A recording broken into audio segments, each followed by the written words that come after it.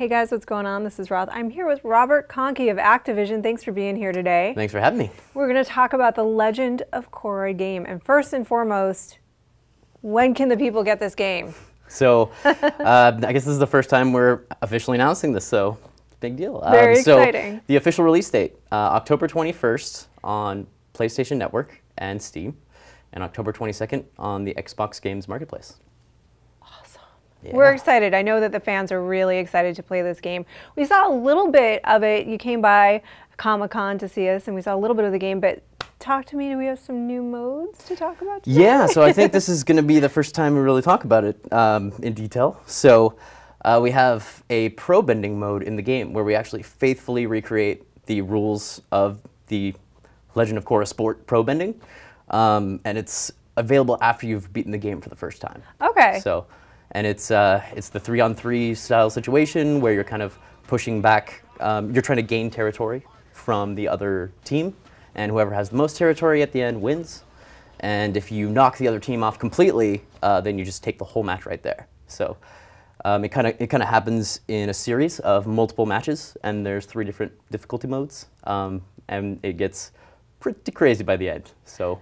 And this is still single player, yes? It is still single player, yes. Okay, but so, Korra is there with her faithful teammates. It is Team Avatar. So you have Korra is doing her water bending, as you would expect, and then Mako is the firebender, Bolin is the earthbender, and they have hilarious dialogue. It's a lot of fun. So. Talk a little bit about that, because we know that Janet, David, and PJ all came in to do the VO, right? Talk a little bit about working with them. Oh man, it was amazing. So I mean, all of them were awesome, and you know, David Faustino, it's kind of like an integral part of my childhood. I grew up watching Married with Children. Bud and all Bundy, that if stuff. you guys don't know. Yes. And then you know, Janet was just phenomenal. She just, it was amazing. She just nailed every single line. Like we had an outrageous number of lines, and she was just going through them, like knocking them out. And it's so surreal to hear her talk because she's like the voice of Korra, but she's like.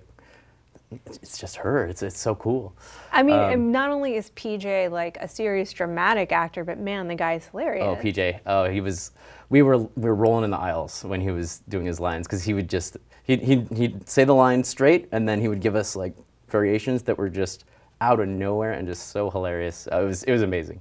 Did any of those variations make their way into the game? Did they affect the game at all? Yeah. So there's several. So there's I don't want to go into too much detail, but there's some of his comments during the Probending was stuff that he ad-libs in the studio. And then also, right when you finish the game, he's got a really great line. And you'll know it when you hear it. Is it like a finish him kind of? Is it like a that level? Where is it? It's like at the very final screen of the game. Okay. So I don't want to give away too much, but it's basically when it's a final screen where you get like a thank you for playing kind of thing from all the different actors in the show. And he totally ad-libbed a really great line there. So you'll know it when you see it. All right, I'm looking forward to getting there. So talk a little bit, you know, what's interesting about the game in general is it takes place between book 2 and 3, as we know. Sure. We're heading into book 4. What's interesting about exploring sort of this moment in time for Korra? Yeah, there's a lot of things. So first of all, it's a part of the show that was never really explored that much, and it was kind of a free area to play with.